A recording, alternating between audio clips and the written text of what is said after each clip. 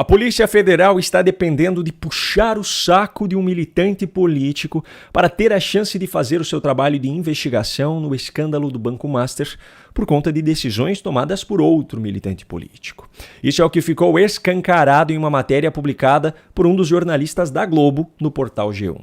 Segundo a apuração de Valdo Cruz, com pessoas que atuam na investigação nesse caso, abro aspas, no alvo do ministro Dias Toffoli, que tem tomado medidas para controlar as investigações, a Polícia Federal aposta em um bom relacionamento com a Procuradoria-Geral da República, a PGR, para tocar os procedimentos necessários para desvendar todas as fraudes e irregularidades praticadas pelo Banco Master.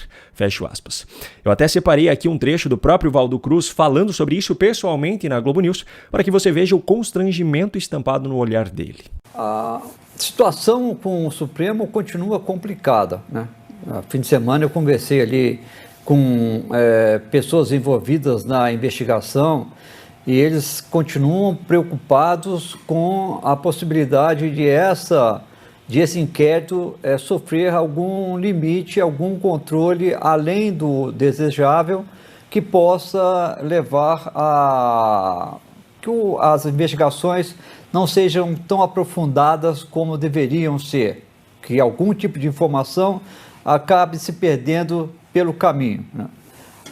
O que é um ponto positivo, segundo eles, é que a relação entre a PF e o PGR, o Paulo Gonet, né, Andrei Passo Rodrigues e Paulo Gonet, da Procuradoria-Geral da República, está muito boa, né? Tanto que foi acertado esse procedimento e foi cumprido. A PF, lá nos locais onde os celulares foram apreendidos, como citou a Bia, extraiu os dados. Com isso, você não correu o risco de perder nenhuma informação ali, lacrou e mandou para a PGR, e a PGR vai analisar aqui em Brasília, juntamente com a Polícia Federal. Isso é importante, né? Agora, há uma preocupação em Brasília em relação a como vai ficar daqui para frente. A decisão do ministro Dias Toffoli de ter prorrogado o inquérito por mais 60 dias trouxe um certo alívio entre os integrantes da cúpula da PF, indicativo de que a polícia vai ter mais tempo para aprofundar suas investigações. Mas os investigadores ainda não se conformam, por exemplo, por que os depoimentos têm de ser no Supremo Tribunal Federal e não na Polícia Federal. É algo que eles acham que é uma tentativa de controlar o que cada pessoa vai depor, vai contar nos depoimentos. Isso é ruim, né? Primeiro ponto que precisa ser destacado é o quanto o pessoal da Globo relata isso tratando como se fosse normal, como se fosse apenas mais uma terça-feira em Brasília. Em alguns casos, a militância política é tanta que, em vez de relatar claramente que Toffoli está agindo de maneira ilegal, inconstitucional, imoral e inescrupulosa, tem matéria sendo publicada sobre o inusitado Dias Toffoli, como escreveu a militante Miriam Leitão. Agora, o segundo ponto. O cara colocado por Lula para chefiar a PGR é Paulo Gonet, aquele que transformou as denúncias da suposta tentativa de golpe em peças teatrais recheadas de adjetivos para cada ação. Violando completamente o princípio da imparcialidade processual, a presunção de inocência e o dever de sobriedade institucional, Gonet transformou documentos que deveriam ser estritamente técnicos em apelos emocionais, em retórica política e antecipação de culpa, com adjetivos como perverso, desprezível, nefasto, entre outros, para descrever cada ação. Pois bem, é desse cara que a Polícia Federal está tendo que puxar o saco ou apostar no bom relacionamento, como diz a Globo, tudo isso por conta das decisões do inusitado Dias Toffoli, como escreveu Miriam Leitão. Para isso, inclusive, a PF aposta no bom relacionamento do PGR com o diretor-geral da PF, Andrei Rodrigues, outro militante colocado por Lula no cargo.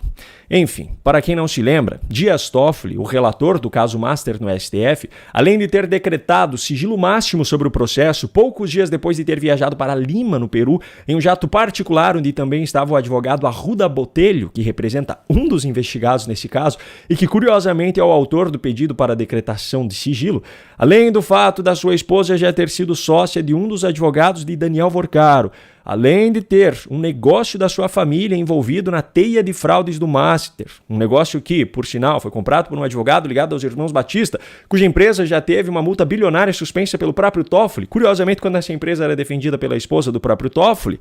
Enfim, além de tudo isso, ele ainda, na semana passada, ordenou que todas as provas coletadas pela Polícia Federal em uma operação que havia sido recém-deflagrada fossem enviadas diretamente para ele no Supremo Tribunal Federal e ainda lacradas, sem que houvesse tempo para que a PF pudesse sequer extrair os dados dos equipamentos eletrônicos para garantir que essas provas não fossem perdidas.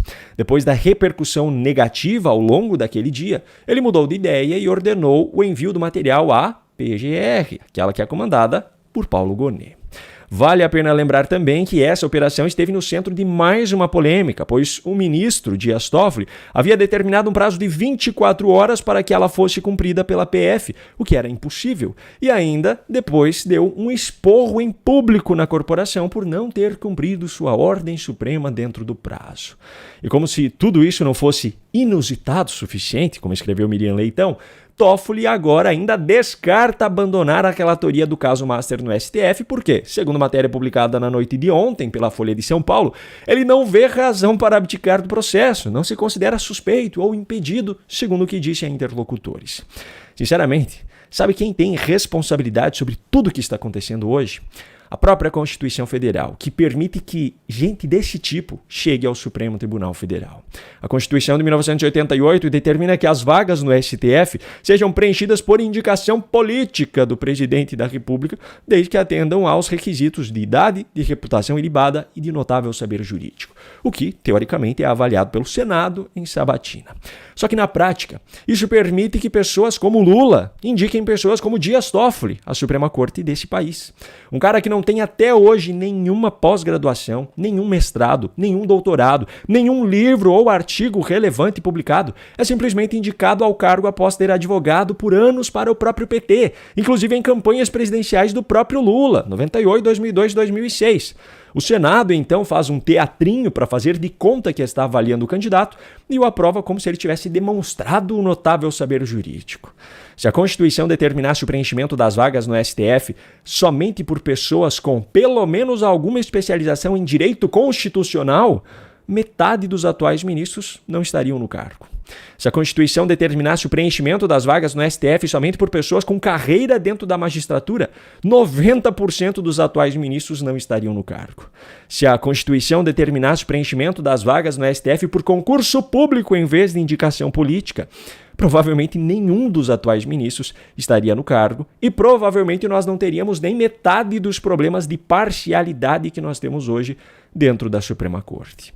A legislação brasileira permite que pessoas como Dias Toffoli cheguem ao cargo de maior autoridade nesse país e, com a índole e a relação dele com pessoas envolvidas em determinado caso, é óbvio que decisões assim seriam tomadas.